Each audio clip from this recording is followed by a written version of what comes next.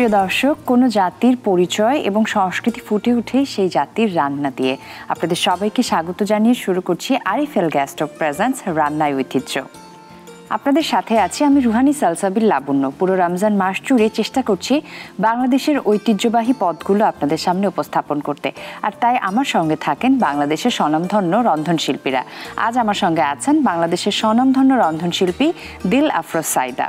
কেমন আছেন আপু? খুব ভালো আছি, আপনি কেমন আছেন? আমি ভীষণ ভালো আছি। রমজানুল মুবারক আপনাকেও। নিজের ঐতিহ্যকে ধারণ করার দায়িত্ব কিন্তু আপনার আমার, অর্থাৎ আমাদের নিজেদের। তো রন্ধনশিল্পী হিসেবে নিজের দায়িত্ববোধের জায়গা থেকে আজকে ঐতিহ্যবাহী কোন রান্নার পদ আমাদেরকে শেখাবেন? হ্যাঁ, আজকে আমি একটা আঞ্চলিক রান্না দেখাবো ময়মনসিংহের, কারণ আমি নিজেও ময়মনসিংহের। সেই জন্য আমার মনে হয় এটা দিয়ে শুরু করা উচিত। আচ্ছা, যদিও এটা অনেকেই চিনে না, এটার নাম হচ্ছে চাল বিরুনি। চাল বিরুনি, এটার স্পেশালিটি কি? এটা চাল দিয়েই, মানে বিরুনি হচ্ছে ভাজা। আচ্ছা, তাহলে তো ইফতারের জন্য একেবারে কমপ্লিট মিল, যেটাকে আমরা বলি, এরকম একটা। পোলাও যেমন শুধু শুধু খাওয়া যায় না, একটা কিছু দিয়ে খেতে হয়, এটা শুধু শুধুই খাওয়া যাবে। আচ্ছা, তাহলে আমরা শুরু করি। হ্যাঁ, তো এখানে আমি প্রথমে একটু তেল দিয়ে নিব, চুলাটা জ্বালিয়ে নিচ্ছি। আমি আরএফএল গ্যাস স্টোভটা প্রথমেই জ্বালিয়ে নিব। আপা, আপনি নিশ্চয়ই লক্ষ্য করেছেন যে আরএফএল গ্যাস স্টোভে 8 mm tempered glass top panel, যা মজবুত এবং দীর্ঘস্থায়ী, এবং এটা খুব সহজেই কিন্তু ক্লিন করা যায়, কারণ রান্না করলে ময়লা হবেই, ক্লিন করায় কোনো হ্যাসেল নেই। আর 50,000 বার অটো ইগনিশন দেয়, একেবারে হ্যাসেল ফ্রি রান্না। আর সেই সাথে ইগনিশন সেটে ফায়ারপ্রুফ কেবল থাকায় দুর্ঘটনার কোনো আশঙ্কাই নেই। আর তাই আরএফএল গ্যাস স্টোভ নিরাপদ এবং ঝামেলাহীন। আমি প্রথমেই সরিষার তেলটা দিয়ে দিচ্ছি। এটা এত রিচ হবে না যেহেতু সরিষার তেল দিয়ে করছি। পেঁয়াজ কুচিটা দিয়ে দিব তেলটা গরম হওয়ার পরেই। ঠিক আছে। আর আমাদের ঐতিহ্যবাহী রান্না, সেখানে সরিষার তেল ছাড়া কি জমে? হ্যাঁ, সরিষার তেলের আলাদা একটা ঘ্রাণ আছে, আর আমাদের নিজস্বতা আছে। আর কিছু আইটেম দেখবেন সরিষার তেল ছাড়া হয়ই না। আপনি সরিষা ক্ষেত দেখেছেন নিশ্চয়ই। হ্যাঁ হ্যাঁ। তো যে কোনো খাবার কিন্তু সেই জাতিকে রিপ্রেজেন্ট করে। যে আমাদের সরিষা ক্ষেত, এরকম সরিষা ফলন হয় জন্যই কিন্তু আমরা সরিষার তেলটা এত বেশি পরিচিত। আর জাতির জীবন প্রণালী জানা যায় রান্নার মাধ্যমে। আর আগে দেখবেন আমাদের নানিরা, আমাদের মায়েরা কিন্তু সরিষার তেল দিয়ে বেশি রান্না করতো। শাক রান্না যেমন সরিষার তেল ছাড়া হয়ই না। কারণ বিরিয়ানিটা অনেক সময়, পোলাও বিরিয়ানি একটু বেশি রিচ, সবাই খেতে চায় না। আর ইফতারির সময় সবাই চায় এরকম একটু খাবার, লাইট খাবার যেটা দিয়ে পেট ভরবে, কিন্তু ইয়ে হবে না, বেশি রিচ থাকবে না। হ্যাঁ, তারপরে এটাতে আমি দিয়ে দিচ্ছি একটু দারচিনি দিয়ে দিচ্ছি। আচ্ছা, তারপর একটু এলাচ দিয়ে দিচ্ছি। গরম মশলাটা দেখবেন তেলের মাঝে দিলে এটার ফ্লেভারটা কিন্তু একদম দ্বিগুণ বেড়ে যায়। আচ্ছা, অনেকে মনে করে এটা একদম সবচেয়ে শেষে দিতে হবে। শেষের চেয়ে কিন্তু তেলে দিলে ফ্লেভার বেশি হয়, আরো বেশি হয়।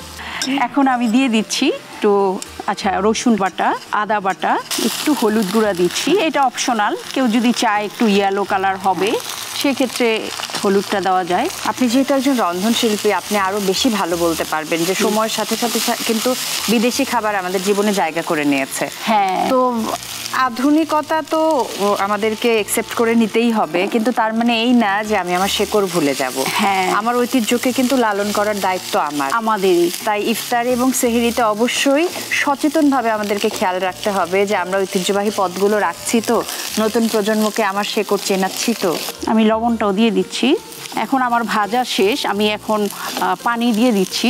আমি এখানে একটু গরম পানি দিচ্ছি, তাহলে তাড়াতাড়ি হয়ে যাবে। যে আমি যখন রান্না করি আমার মা আমাকে দেখে হাসাহাসি করে, মেজারমেন্ট কাপ নিয়ে 1 টেবিল চামচ, 1/3 কাপ। হ্যাঁ, আসলে নতুন অবস্থায় এটা করা উচিত, কারণ নষ্ট হয়ে গেলে কিন্তু তখন তার ইচ্ছাটা চলে যায় যে নতুন রান্না করতে চায়। আমি একটু জিরার গুঁড়া দিয়ে দিচ্ছি। আচ্ছা, আমি পানিটা শুকিয়ে গিয়েছে দেখে তো আমি চুলা এখন কমিয়ে দিব। আচ্ছা, সবজিটা কখন দেব? সবজিটা আমি এখনই দিব। পানিটা একটু শুকিয়ে যাক, বেশি আগে দিয়ে দিলে কালারটা চলে যাবে। ওকে।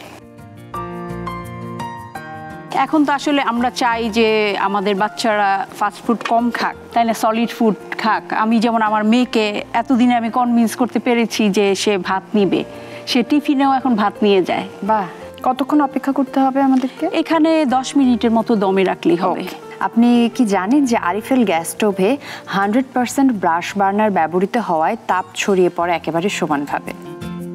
পানি কতটুকু শুকিয়েছে আমরা একটু দেখি। পানিটা শুকানোর পরে আমি ঢেকে দিয়েছিলাম স্টিমে এটা সিদ্ধ হওয়ার জন্য। তো এখন কিন্তু হয়ে গিয়েছে অনেকটা, আমি এই জন্য সবজিগুলো দিয়ে দিচ্ছি। সবজিটা আসলে দেওয়ার সময় খেয়াল রাখতে হবে এটা কালারফুল কিনা, মানে একই রকমের সবজি না নিয়ে 4টা কালার নিলে ভালো। আচ্ছা, দেখতে ভালো লাগে, দেখতে ভালো লাগে। আর ইফতারে কিন্তু আমরা সবাই একসাথে বসি, একটা প্রিপারেশনের ব্যাপার থাকে যে আজকে ইফতারে কি কি পদ হয়েছে, তাই না? সবাই মিলে একসাথে পরিবেশন করি, তো সেই জায়গা থেকে একটু কালারফুল আইটেম যদি থাকে আর একটু সুন্দর করে সাজানো যায়, মনটা কিন্তু ভালো লাগে। আমি এখানে ধনেপাতাটা দিয়ে দিয়েছি। ধনেপাতা সব সময় নামানোর আগে দিতে হয়, তাতে কালারও থাকবে, ফ্লেভারটাও থাকবে। তো আমি এখানে দিয়ে দিচ্ছি বাকি সবগুলো। আমার সব কিছু দেওয়া শেষ, আমি 5 মিনিট পরে এখন এটা সার্ভ করব।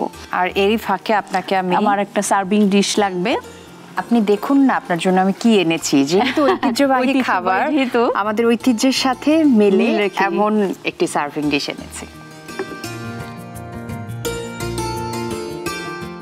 কি যে সুন্দর দেখাচ্ছে, আর খনার বচন অনুযায়ী আগে দর্শনধারী তারপর গুণবিচারী।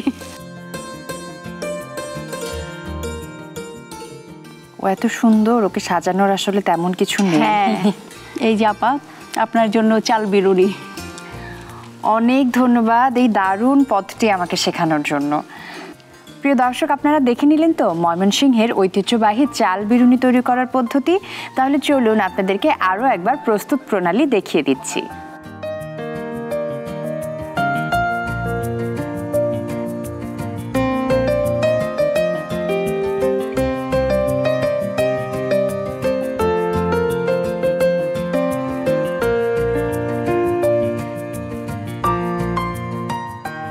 আপু, আরও একবার ধন্যবাদ, খুব ভালো থাকবেন, নিশ্চয়ই আগামীতে আবারও দেখা হবে।